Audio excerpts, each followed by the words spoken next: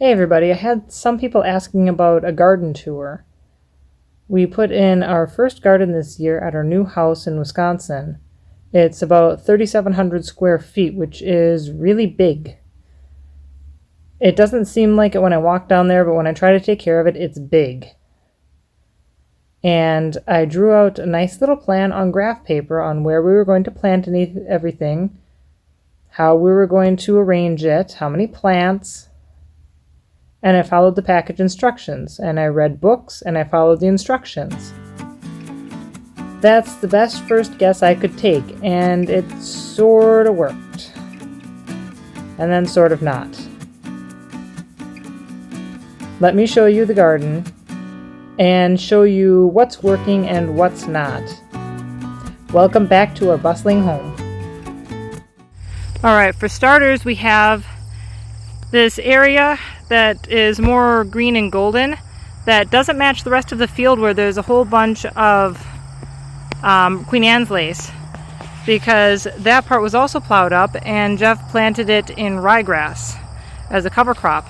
So that's all just going to get plowed under at the end of the season. And here we're coming up on the vegetable garden. That's the underside of the solar array. And this fence is electric fence. It's movable netting, which we've had mixed success with. It's really hard to keep it upright and have good tension. And it does not keep out mouse-sized things like meadow voles that have been the bane of our existence. But it keeps out bunnies at least. It does not keep out deer. The deer got into our corn patch in the far corner there and flattened about half of it, if possibly more. And here is the battery for the fence. And we have to turn that off and disconnect it to get into the garden. So I'm going to do that right now. At least that fencing is easy to get into, and it was really easy to put up. If we put up the standard 8-foot metal fencing on wooden fence posts or T-posts, it would have taken a lot longer and a lot more work to get fencing up around this area, and it wouldn't be movable. So over on this end we have one weird row of corn here where we were testing our corn plant, or our seed planter, for rows, and the soil this year just was not ground up finely enough. It was still too chunky to get the seed planter through it reliably. Then down here, where it looks like it's all dug up, it looks that way because it's all dug up. That used to be a row of potatoes, and over here were 2 more rows of potatoes. And in between them is the 4th row of potatoes, which is doing a little bit better, but you can't see it in the weeds. The potatoes we didn't get a very good return on, because I have no idea how to grow potatoes. So we might have broken even with the amount of potatoes we put in the ground.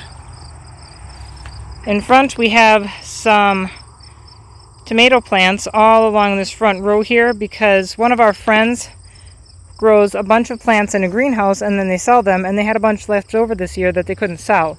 And she figured, well, maybe we'd have some space to plant them so that she wouldn't just have to compost them, which, yeah, we did. But we had to kind of squish them in here.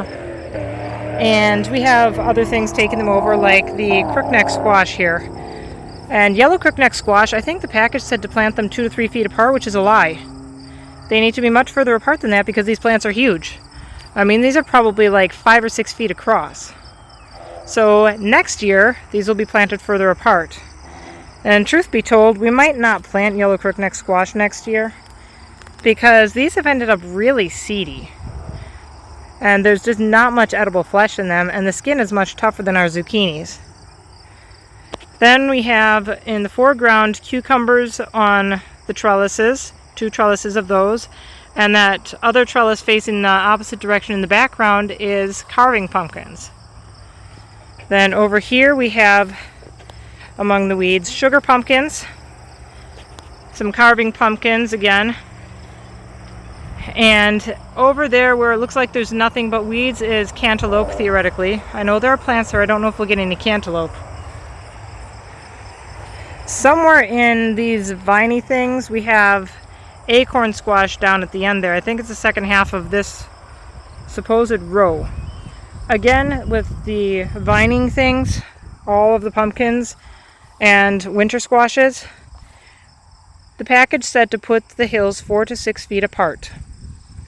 which is a terrible idea because these things are spreading a good at least 8 to 10 feet out from where I planted them, and they're trying to take over everything. Like you can see my poor little pepper plant in here that's fighting for some space, and I've pulled the vines off of it a couple of times, and that's how it is all the way down this row of peppers, that the pumpkin vines are trying to take out my peppers, which I do not appreciate. Over here are more vines which are trying to take over everything. These might have been actually even more aggressive than the pumpkins. These are buttercup squash, and I've had to pull them off the fence a couple of times. You can see how narrow this path is between the fence and the buttercup squash vines. And we have tomatoes, tomatoes, more tomatoes. So many tomato plants, but not very many tomatoes yet. We have a bunch of green ones on the big tomato plants over on those trellises, but almost nothing ripe. I'm just waiting for something to ripen up because I want fresh tomatoes out of this. This row was supposed to have Brussels sprouts, which I think got choked out by the weeds. And then let's go and see if we can see the remnants of the purple bush beans. There were purple bush beans in here, but they got choked out by the weeds, and once I unearthed them, they got chomped off. So no more beans. Yeah, you might be able to see down in there. There's some purplish stuff right down there. That's what's left of my beans, so they're gone. Continuing through here a little bit, these bushy things along the tomatoes are all zucchini plants. I think we have 5 or 6 bunches of zucchini plants because I planted like 3 seeds per bunch. And again, it said plant these 2 to 3 feet apart, which isn't too bad if I have wider aisles between them. But I really need more space to walk in here because there's no space. And granted, there are a lot of weeds, but still there would be almost no space even if we didn't have all the weeds. And we'll get to what we're going to do about the weeds later. We do have a plan for next year. I don't know how it'll work, but we have a different idea. And different can't be too bad, right?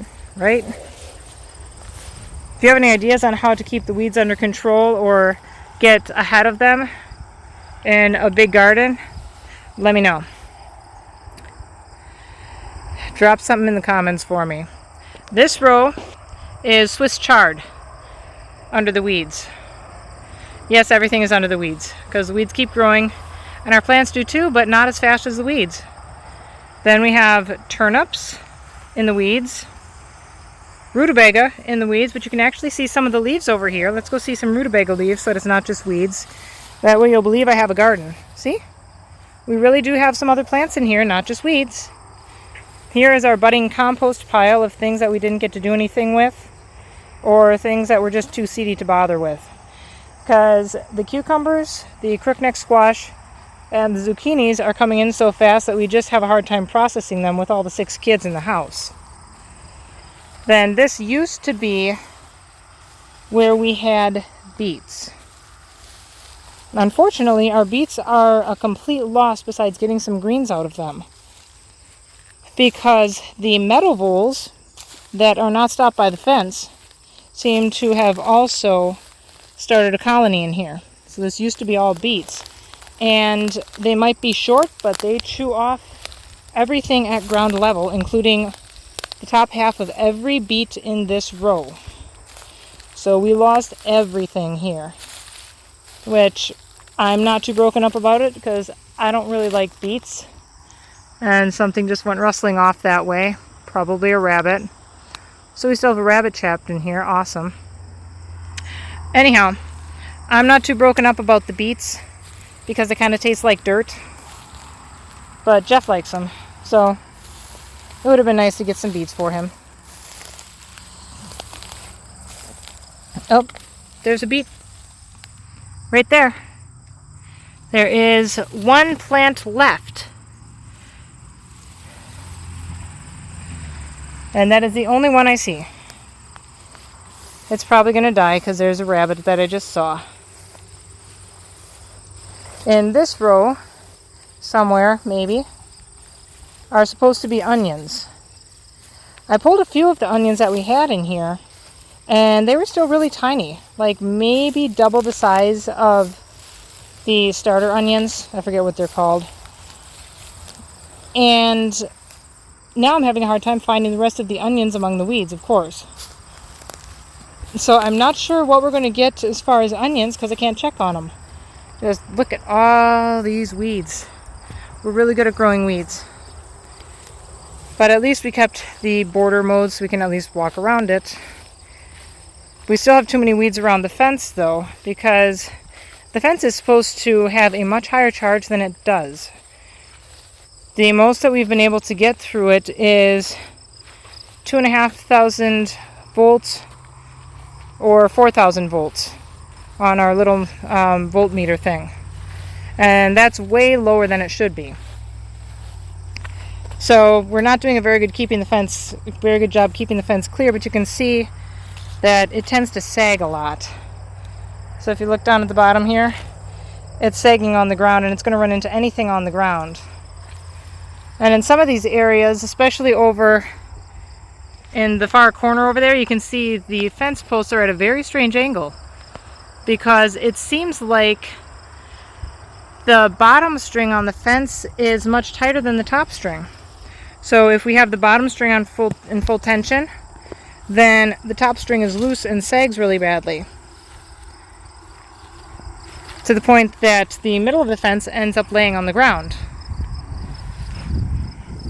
So I don't know what we're going to do about fencing next year. We have to think about that some more, because I don't think we're ready to set up a permanent fence yet. Now through here we do have some pepper plants that some of them are just getting blossoms on them. You can see that those are pepper leaves in there. But we haven't gotten any peppers. Oh, there's a proto pepper. Tiny little proto pepper. Do you see that? That is the first pepper I have seen this season. And I don't know if peppers are normally this slow, because I tried to start our own from seed, and I did not do a good job starting anything from seed. So they were really small and sad when I first planted them in the garden. And they took a long time to recover from that. So maybe it was just my poor start to life that stunted them. Or maybe peppers just grow slower than I think. I'm not really sure, but we just have not really gotten a pepper harvest yet. But they're looking good and healthy now, I guess. So here's more pepper plants. You can see there are some blossoms forming over there. And there's a nice tall pepper plant that's actually getting above the winter squash vines. Then of course we look over here, and the tallest thing in the garden, except maybe the tomatoes and possibly some of the corn, is a weed. Because the weeds are winning, really.